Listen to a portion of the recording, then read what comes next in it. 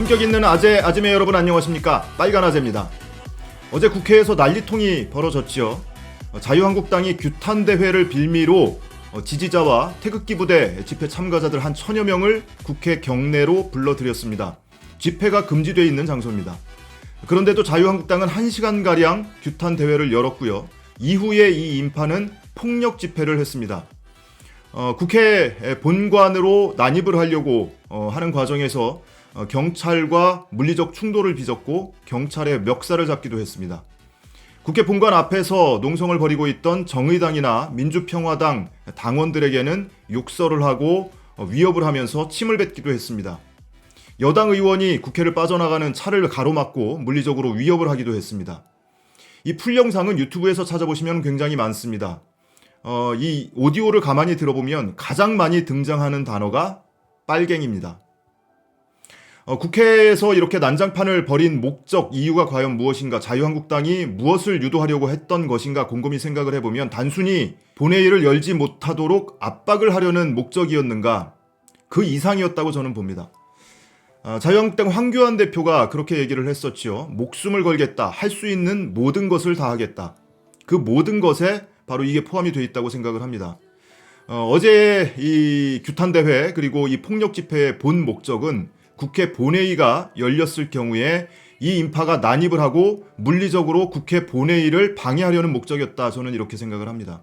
지난 4월에 자유한국당이 국회법을 위반하면서까지 물리적 충돌을 빚었던 거는 선거법을 비롯해서 공수처법 등 검찰개혁법안의 패스트트랙 지정을 막기 위한 목적이었습니다.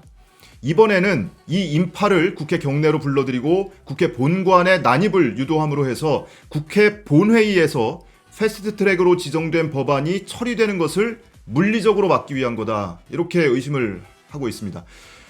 지금 국회의원들은, 자유한국당 의원들은 전부 지난번에 패스트트랙 전국에서 검찰에 고발이 돼서 지금 수사를 받고 있는 단계입니다. 이번에 다시 한번 물리적으로 회의를 방해하면 그때는 국회의원직을 잃는 건 물론이고 피선거권이 제한되는 형을 선고받을 가능성도 굉장히 높아지죠. 그래서 자유한국당이 최근에 예산안 통과 과정에서도 그렇고 물리적으로 막지를 못하고 있는 겁니다. 겁이 나서 못하는 거죠. 자, 그러다 보니까 이번에 패스트트랙으로 지정되어 있는 법안이 4+1 협의회에서 어느 정도 합의되고 본회의에 기습상정이 되면 그걸 막아야 하는데 막을 물리적 방법이 전혀 없습니다. 자기들이 가서 막기는 싫은 거죠. 그러다 보니까 이 지지자들을 국회 경내로 불러들여서 한 1000명을 갖다가 사실상 집회를 하도록 유도를 해놓고, 만약에 그 사이에 본회의가 열리면 이들을 자극해서 국회 본관으로 난입을 시키고 본회의장에서 벌어지고 있는 본회의 회의를 물리적으로 막기 위한 것 아니었겠는가, 이렇게 생각이 됩니다. 이 국회 회의방해죄는요, 국회의원만, 당원만, 지지자만 또는 당직자만, 보좌진만 해당이 되는 게 아니에요. 국민 누구나 해당이 되는 겁니다. 회의방해죄를 범하면 다 처벌을 받게 돼 있어요.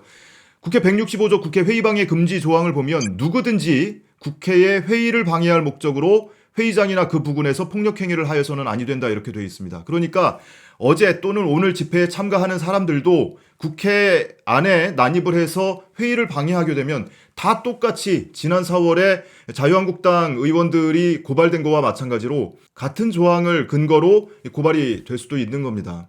지난 4월에 의원들, 자유한국당 의원들마저도 국회 회의방해죄가 이렇게 중범죄인지 모르고 있었던 거죠. 처음에는 당 지도부에서 시키니까 별일 아니야, 당에서 다 막아줄 거야 하니까 그냥 나가서 물리적으로 저지하고 했던 건데, 나중에 아차 했던 거 아닙니까? 국회 회의방해죄가 이렇게 강력한 처벌 조항이 있었구나 라고 뒤늦게 깨닫고 잔뜩 겁을 집어먹은 상태잖아요.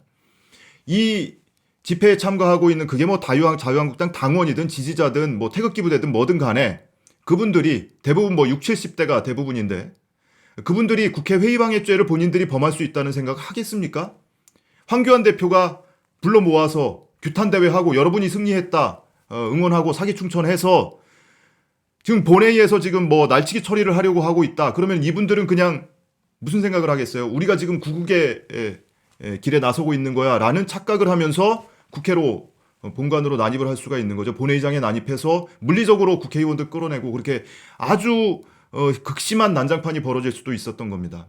물론 나중에 사후 처벌은 사후 처벌대로 받겠지만 그 상황은 정치적으로 보면 자유한국당 입장에서는 차라리 저 법을 통과시키도록 놔두느니 이렇게 난장판을 만들고 진흙탕을 만들어서 정치적으로 다시 한번 이 대결 전국으로 끌고 가자.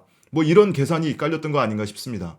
어제 집회에서도 11시에 1시간가량 규탄 대회를 해놓고 나머지 인원들이 1000명이 국회 본관에 진입을 하겠다면서 경찰하고 그렇게 물리적 충돌을 빚고 있었는데 자유한국당 그 사이에 뭐 했습니까? 8시간이 넘도록 그러고 있었는데 그 사이에 뭐 하고 있었습니까? 방관하고 지켜보다가 나중에 이제 경찰이 이 체포작전 들어간다고 하니까 그제서야 황교안 대표가 나와서 이들을 인솔해서 국회 밖으로 안전하게 귀가를 시킨 거죠. 체포되지 않도록.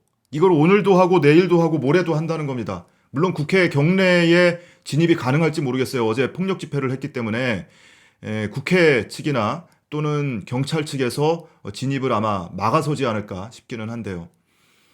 이런 식으로 정치를 해도 되는 겁니까, 여러분? 백주대낮에 국회 경내에서 국회 회의를 방해할 목적으로 이 폭력 집회 시민들을 이렇게 안으로 끌어들여도 되는 겁니까? 그런 사람이 제1야당의 대표를 해도 되는 겁니까? 자, 오늘도 국회 본회의가 열릴 수도 있습니다. 여야 4+1 협의체에서 어느 정도 원만하게 좀 합의에 도달을 하면 국회 본회의가 언제든 열릴 수가 있죠. 그거에 대비해서 자유한국당은 지금 또 저 태극기 부대, 당원, 지지자 등을 국회 경내로 들이려고 하는 겁니다. 이 상황 잘 지켜봐야 됩니다.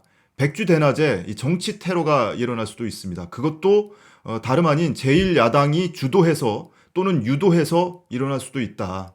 황교안 대표가 다시 한번 말씀드리지만 죽음을 각오하겠다. 할 수 있는 모든 걸 다 하겠다고 했는데 본인이 죽음을 각오하는 거는 본인 몫이니까 그건 뭐라고 안 하겠습니다. 그런데 대신 다른 멀쩡한 사람들 전과자로 만들지 마시길 바랍니다.